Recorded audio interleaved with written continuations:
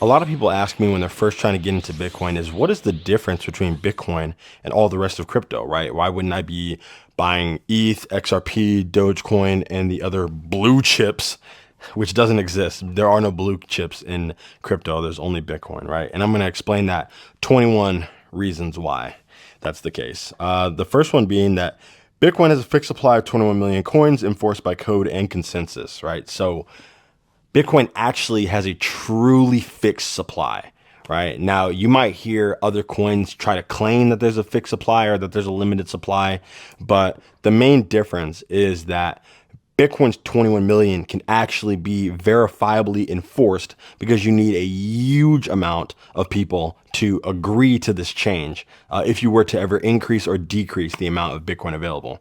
Now, there's incentives in place to never want to increase the total amount because when you increase the total amount of a rare thing, what you're doing is making it less rare. This is called dilution. All right. So anyone who's currently a holder of Bitcoin has an incentive to make sure that 21 million stays the cap, because if they were to increase it by a factor of 10, they would get poorer. Right. If you had 210 million coins, your share of the network is now smaller, meaning that your economic impact is now lower. Right. This is the problem that we find with dollars. All right. The government has the ability to print money whenever, raise the debt ceiling whenever, increase the interest rate whenever, and we don't really have a say in that. And that's what makes us poorer every day. That's what hurts our purchasing power every day. So that's the first thing. There's a truly enforceable cap of 21 million. Number two, Bitcoin's monetary policy is predictable, transparent, and unchangeable without global consensus. This kind of goes back into what I was just talking about. But the main thing is at any given time, if you take your time and do the math, you can find out exactly how many Bitcoins there are in circulation, right? This will never be true for the dollar because you'll never know how many dollars that there are. Right. They make so many every single day and they're not really keeping track. We can kind of loosely track things like global M0, M1, M2, and M3. We can try to track the amount of paper dollars in the system, but most dollars are issued digitally, right, through a computer. So it's just very hard to keep track of the amount of dollars that are available in the system at any time. And also, it's not predictable. You're not going to know how many dollars are in the system today compared to a week from now, compared to a year from now. You can actually calculate and track the exact amount of Bitcoin that will ever be in existence on any given day, because every single day a certain amount of Bitcoin is released, because every single block in the blockchain releases a certain amount of Bitcoin, right? So Bitcoin is predictable money, right? That means that it's able to allow users to predict for the future a lot more effectively compared to people who are saving their value in dollars. Let me give you an example, right? If you wanted to buy a house and you wanted to save up and you knew that your down payment needed to be $15,000 because the house is $150,000 and you want to do a 10% down payment, right? If you say, okay, it's 2020, I'm going to save up for 5 years. 2025, I'm going to have my 15K. I'm going to do that 10% down payment. 5 years comes along. The house is no longer worth 150,000. It's now worth 350,000. You're going to need basically 3 times as much money or more than 2 times as much money in order to do that down payment of 10% that you were going to do.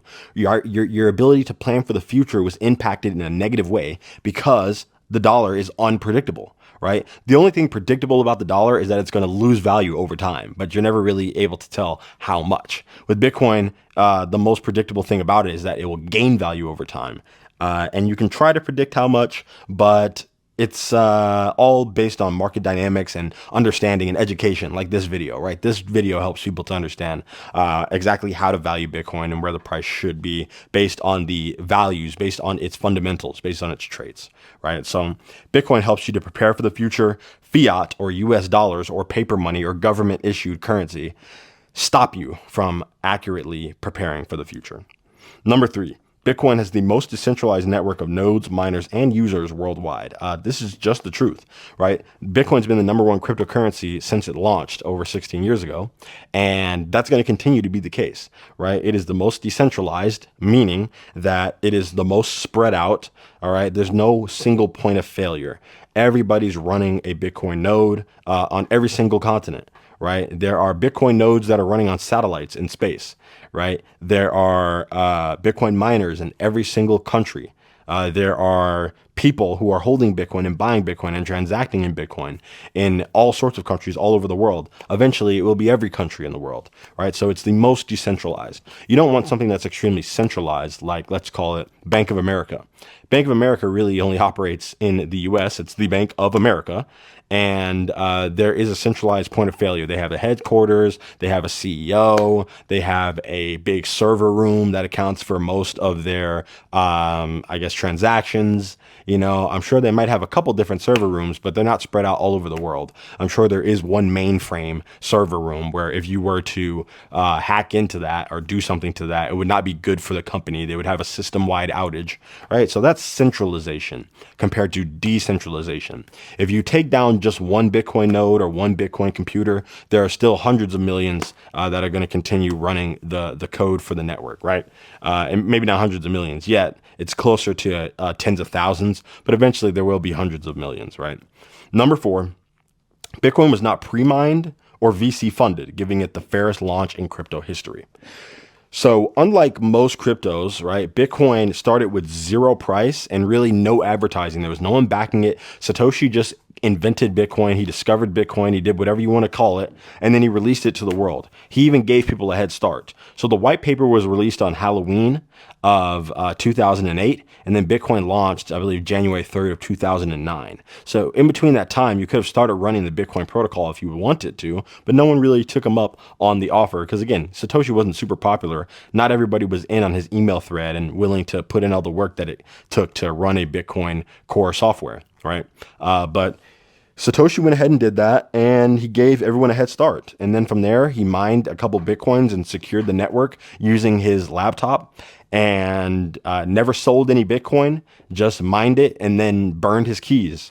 It's most likely that Satoshi's Bitcoin are lost and gone forever, meaning that he never sold any. All he ever did was secure the network. And for that, he was rewarded with Bitcoin. You can secure the network today by mining Bitcoin. That's what mining Bitcoin is. You're securing the network. And he was the only one doing it at that time. So he was rewarded with most of the Bitcoin. And that is really one of the most fair ways that he could have done it. There's no other way to have done it. He gave people a 3-month head start. No one wanted to take him up on it. And then he secured the network and never sold a penny.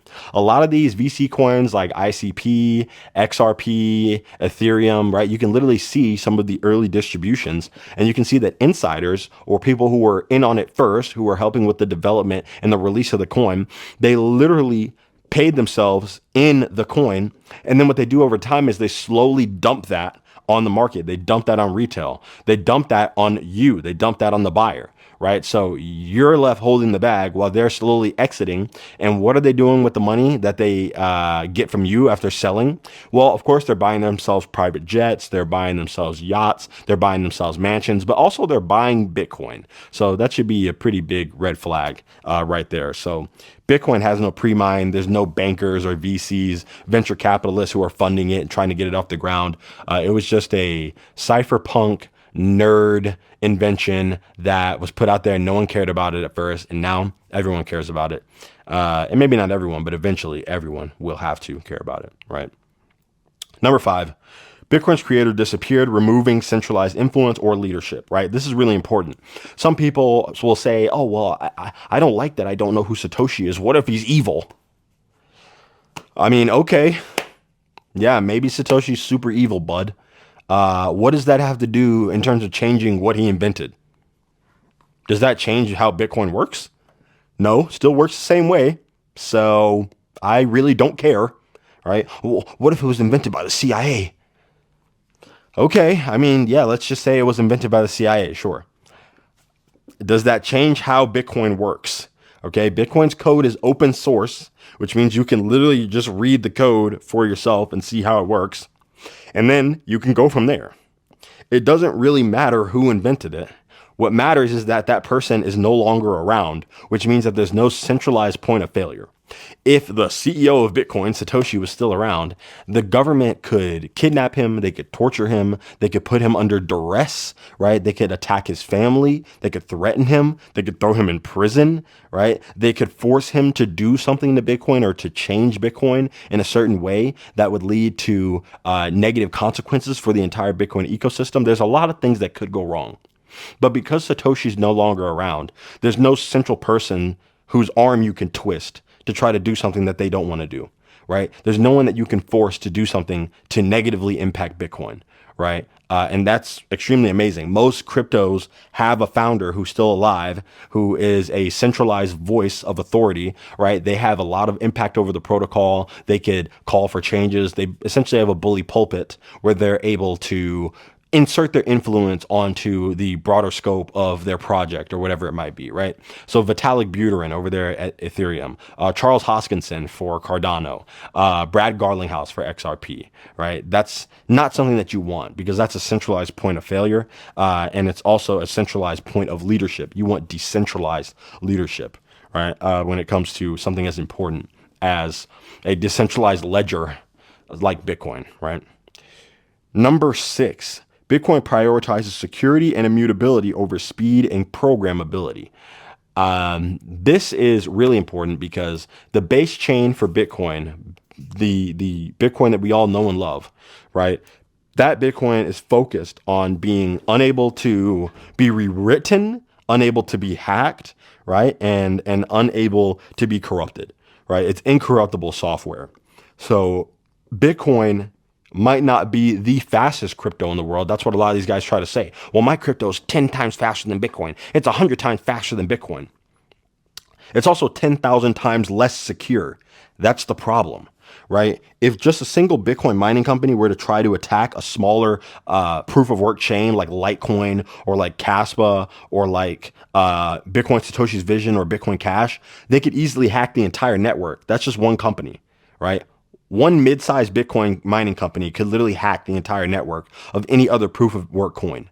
And that's what makes Bitcoin so powerful. No system in the world would be able to hack Bitcoin. Okay. It is an unhackable, incorruptible, non-reversible system. Once a transaction is put into the chain, it is there forever.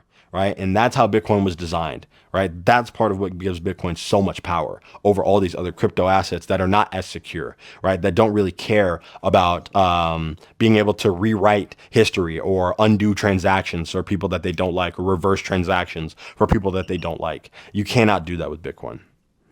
Number 7. Bitcoin has the most robust and longest running proof of work consensus system, right? This is tying back into what I was just talking about. When you think of a blockchain, when people say blockchain, it's literally a chain of blocks. Each block has a certain amount of transactions in it. And once a block is linked to the chain, that means all those transactions are validated. Everything's good. The check's cleared and you're ready to go on to the next block. You're trying to find that next block. Once it's in the chain, you can't undo the chain. You can't break the chain. And the proof of work chain with the longest amount of work in it, with the most amount of work in it, with the most amount of energy put into it, with the most transactions in it, is the strongest proof of work chain. It is the most robust blockchain, is the most incorruptible blockchain, right? So because of that, people are going to want to use the system that has the longest and most green track record, right? The most effective and most unbroken track record. And that's what Bitcoin is. Number 8, Bitcoin is the most censorship resistant digital asset due to its decentralized nature and design, right? So with Bitcoin, right, no one can stop your transactions. It is truly the ability to digitally send someone something peer to peer. If you wanted to send a Cash App to someone who is banned on Cash App, then you can't do it. If you want to send Venmo to someone in a country where Venmo is not allowed to be downloaded, then you cannot do it, right? If you want to try to Apple Pay someone who has an Android, you cannot do it. So these are certain limitations of certain systems. You might even be in a country where maybe they don't allow you to donate money to pride groups, or maybe you cannot donate money to Palestine, or maybe you cannot donate money to Ukraine, or you cannot donate money to whatever marginalized marginalized group that you want to send money to, your transaction gets blocked by the government, or it gets blocked by the centralized entity or the app that you're using. With Bitcoin, it is the equivalent of handing someone a dollar or a piece of gold or a coin as if you were right in front of them. There's no one in between you to stop you. Bitcoin is the digital version of being able to hand someone something. All right. And that is a true innovation. That's essentially what Bitcoin does. That's why it's censorship resistant, right? No one can stop your Bitcoin transactions. And that's why humanitarian people love it so much. That's why independent journalists love it so much. That's why freedom fighters love it so much. That's why refugees love it so much. That's why marginalized groups love it so much and rely on it so much, because Bitcoin can't be stopped by anyone. Doesn't matter if you're a super powerful government or not. No one can stop your Bitcoin. Number 9, Bitcoin's network uptime is unmatched and has operated nearly flawlessly since inception.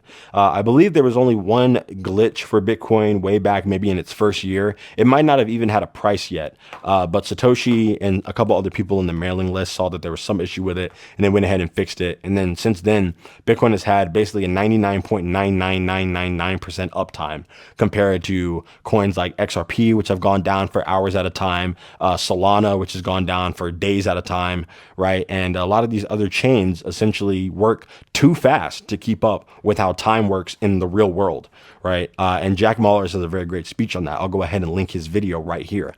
And you also find it in the description. But basically, Bitcoin is a system with the most proven track record and the highest amount of uptime and the least amount of glitches or issues, right? Again, people are going to want to store their economic value in the thing where all the rich people are going, where all the smart people are going, and that has been running nonstop for basically 16 years straight, right? That just makes sense, okay?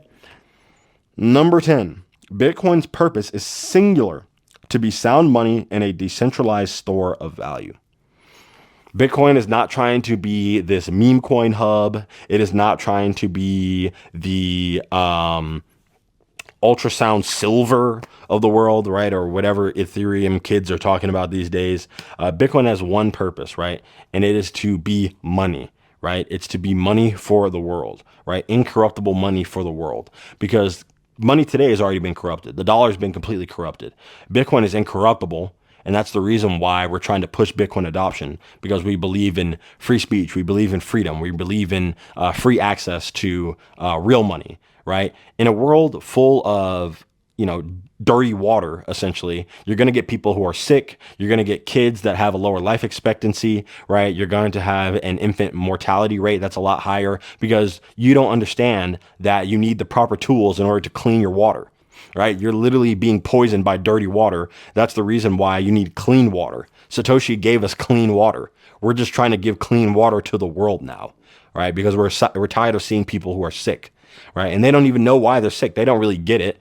They just have all these symptoms and they have all these bad things that are happening to them.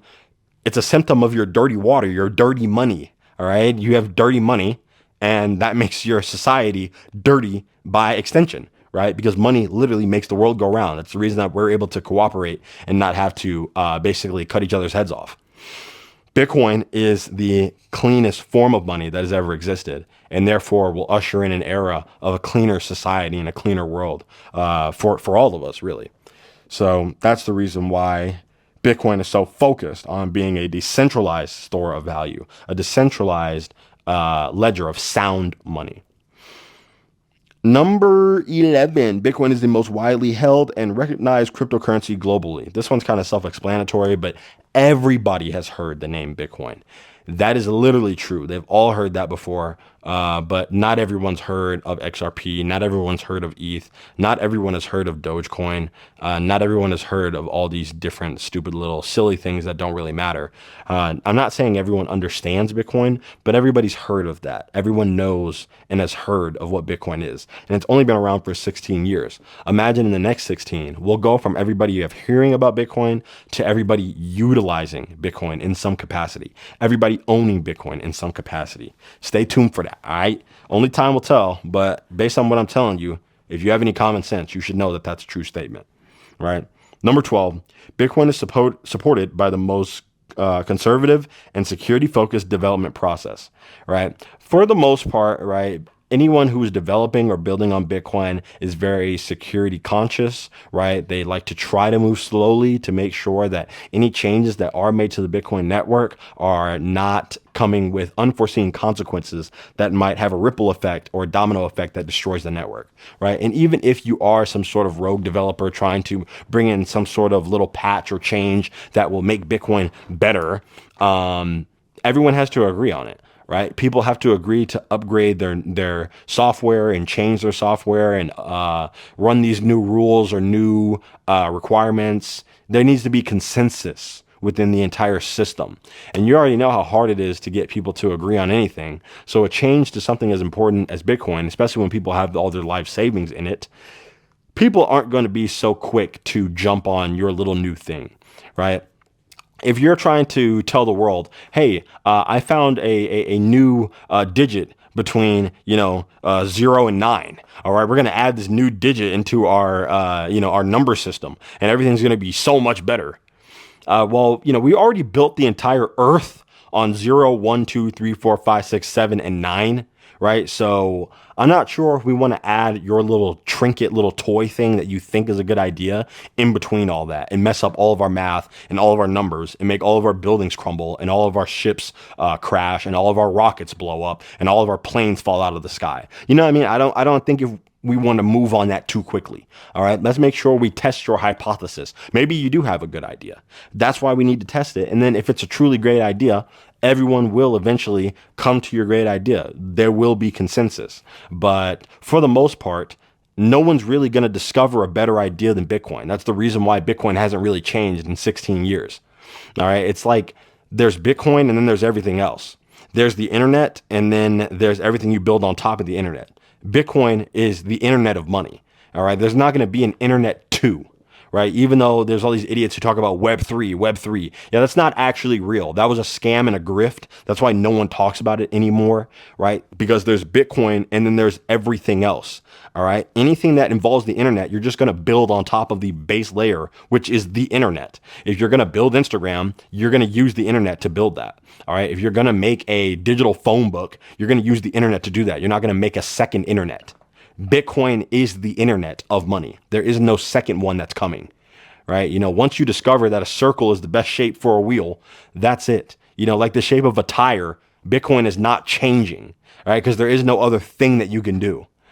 So as long as you get that, then you start to realize that most of these guys who think they have good ideas that they can implement into Bitcoin or good ideas that they can make for their other crypto, honestly, the best idea you could have is realizing that someone else had a good idea and then just supporting Bitcoin and running with what Satoshi gave you, which was literally the discovery of clean money. So again, I'm not just sitting here coping or cheerleading for Bitcoin. You can go ahead and hold what other coins you want. But if you look at the price in Bitcoin terms, you're going to find that all your altcoins are dying. They're all going to zero. They're going down in value. And also what you're going to find is that none of them are coming close to catching up to Bitcoin. Like they're not scaling to Bitcoin's level at all, right? That's pretty much common sense. You could just look at the world and see that. And at the end of the day, you can hold your breath until you are blue in the face. It won't affect me in any negative way, but it's really important that you understand your own biases and realize that there's only one, and the one is Bitcoin, right? So there's that. That was a little bit of a side tangent. Long story short, developers usually are very focused on being steady and deliberate when it comes to trying to add anything to Bitcoin, because Bitcoiners are very much in tune with the fact that an unchanging, superior asset is important for the longevity of Bitcoin, right? This is not just a 100-year asset. It's a 10,000-year asset, right? Number 13, Bitcoin's layer 2 solutions like Lightning enable scaling without compromising the core principles, right? So long story short on this one, Lightning is a layer on top of Bitcoin that allows you to transact very quickly, but it is not another crypto coin. It is not an altcoin. It's just a system built on top of Bitcoin that allows you to do very fast transactions. This is how I pay for burgers at Steak and Shake, right? With Bitcoin, I use Lightning, right? Because Lightning transactions can settle in seconds, right? Whereas a Bitcoin transaction might take up to 10 minutes to settle, right? And that's not really good if you want to have high volume transactions and everyday transactions happening on the Bitcoin network. Lightning allows us to scale Bitcoin out and do fast day-to-day payments and not compromise the security of Bitcoin. So if you hear a lot of people talking about, well, my little coin can actually do 1,000 million transactions per second and it's way faster than the Bitcoin. Your coin doesn't need to exist. They already solved that problem. Number 14, Bitcoin has the deepest liquidity and most developed on and off ramps in the ecosystem. Long story short, Bitcoin is the most liquid of any cryptocurrency in the world. Really, it's the most liquid asset in the world, considering that it's been running longer than the S&P 500. Yes, that's a true stat. I'm putting it on the screen. There you go. But Bitcoin can be bought or sold at any size, at any time of any day, no matter what, right? Because Bitcoin is 24/7. So it is extremely liquid, right? People want to be able to trade 24/7. You don't want to have to wait for the banks on the weekend, or you don't want to be able to not be able to trade at 9 p.m., right? You want to be able to trade 24/7. That's what Bitcoin allows people to do. And because of that, we've built so many different exchanges, so many different decentralized exchanges, so many different on and off ramps, so many different ways to pay, so many different ways to buy and sell. And that's just because, again, it's the most popular in the world. So it's the most liquid in the world. Number 15, Bitcoin is the only crypto asset recognized as commodity-like by U.S. major regulators, right? Again, I don't really need to bend the knee to U.S. regulators or U.S. governments or whatever. I don't really care what those idiots have to say, but I just think it's interesting that it's the only one that is recognized as a commodity, right? And a commodity is an asset without an issuer. Corn is a commodity. Oil is a commodity, right? Diamonds are a commodity. Gold is a commodity. Bitcoin is a commodity. It's an asset that has no issuer. Now you might say, well, Satoshi's the issuer. Satoshi is not here. All right. Satoshi doesn't exist. Satoshi released Bitcoin to the entire world. It was open source. Anybody could have copied Satoshi's code and ran the network and released it themselves before Satoshi did, right? Bitcoin is an asset that you can hold that gains value and it has no issuer, right? It's not like a company in their shares, right? Apple is an issuer of a security, right? A security is something like a stock, all right? It's an equity, all right? Now we're getting into two different definitions. Just know that the United States recognizes Bitcoin as digital gold. It doesn't recognize anything else in that same light. That doesn't exist, all right? Number 16, Bitcoin's energy use is a feature, not a bug, anchoring it to the physical world. A lot of these other coins, they have no value because they're not tied to anything actually real. That's something that a lot of people try to accuse Bitcoin of. Oh, well, it's not really real. It's just digital. How does it have any value? First off, all the photos on your phone aren't real. They're all digital, and I'm sure they have a lot of value. You wouldn't want to lose them all, right? You'd probably be pissed. That's why you back up your photos typically, right? All your apps are digital. I would assume that they would have some value to you. Otherwise, you wouldn't have them and you just delete them, right? YouTube videos are all digital. I'm assuming that they have some sort of value to you. Otherwise, YouTube wouldn't be a thing. You know, the digital world has a lot of value, right? But it goes a step further. Bitcoin is tying itself to the physical world as well as being in the digital world. And the way that it does that is through Bitcoin mining. So whenever you're mining Bitcoin, it obviously costs equipment, which is physical. There's electricity that is physical. And yes, electricity is physical. It's not digital. If you think it's digital, why don't you try touching some electricity? Why don't you try touching it? And then we'll see exactly how digital or physical it really is, right? You'll find out pretty quick. So electricity is physical.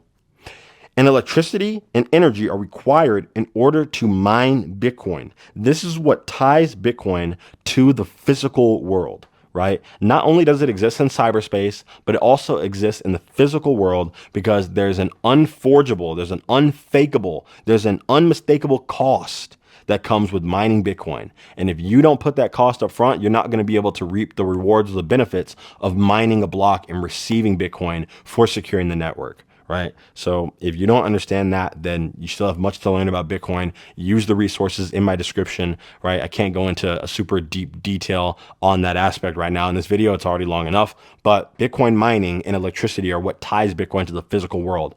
No other cryptos really do that at scale. Right. Most cryptos don't do that at all. Something like Picoin, which is simply run on hype and multi-level marketing schemes and a bunch of nonsense. Right.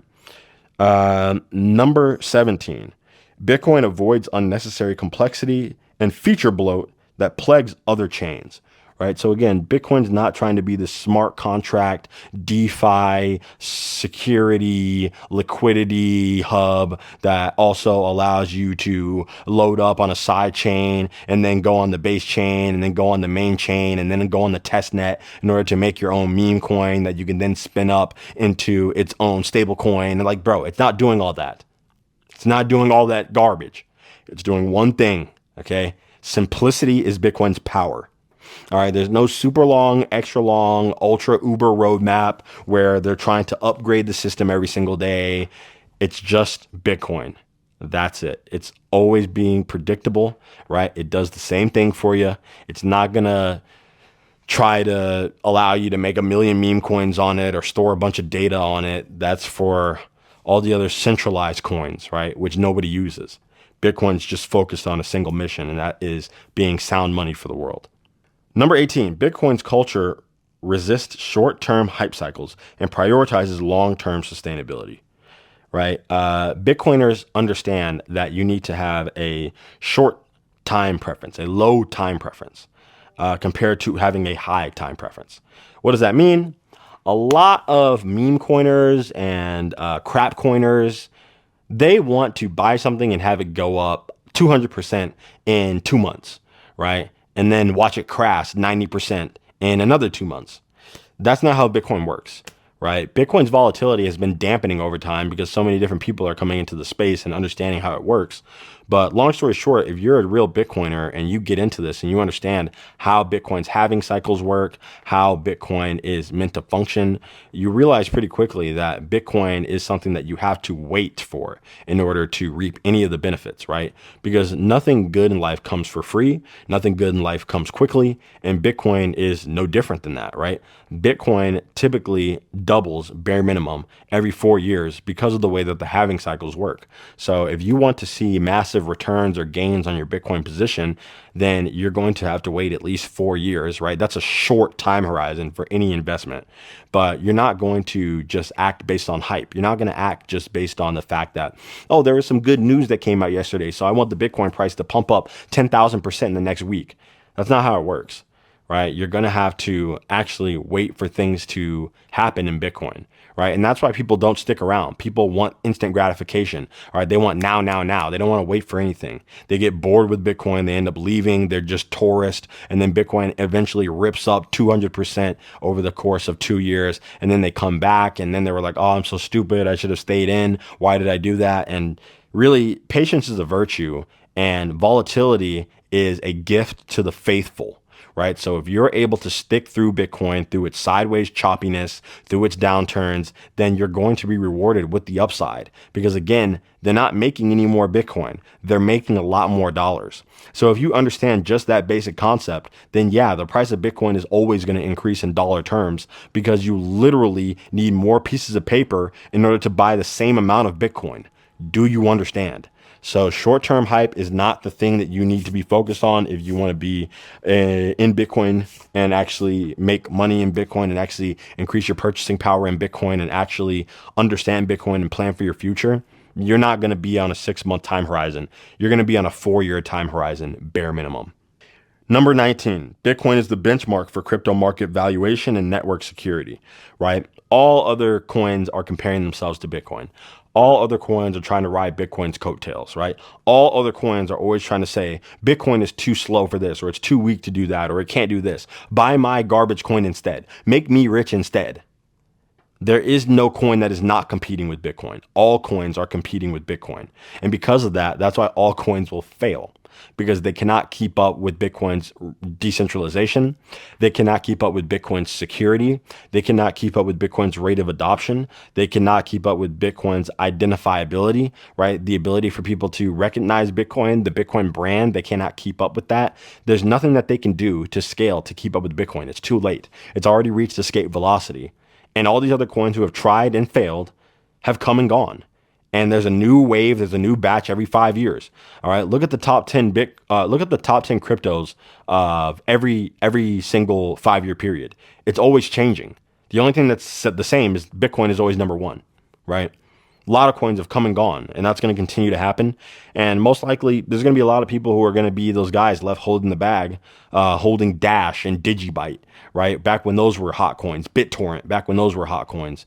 And again, you can do that. It's your life, but you're just going to be very disappointed with yourself and your bad decision making, right? And your low IQ and lack of financial literacy, right? So best of luck to you, but at the end of the day, everything is trying to compare itself to Bitcoin, and none of them can match up, which is the reason why none of them even come close to flipping or eclipsing Bitcoin, not even halfway there. Number 20, Bitcoin does not rely on foundations, marketing team, or influence to sustain itself, right? There is no marketing team for Bitcoin. No one's hiring me to talk about Bitcoin, right? I do this because I just care about people, and I do this because I understand that this is something that will be remembered for generations, right? Yeah, part of it is for the glory, right? Yes, people will literally remember me for a really long time because I'm here talking about Bitcoin back when no one cared, right? People will see me as a hero. This will literally impact my life greatly 10 years down the line. It'll be really important that I did this, right? But besides that, I mean, there's no incentive for anyone to do anything regarding Bitcoin education, right? No one's being hired to do this. You're doing it of your own free will.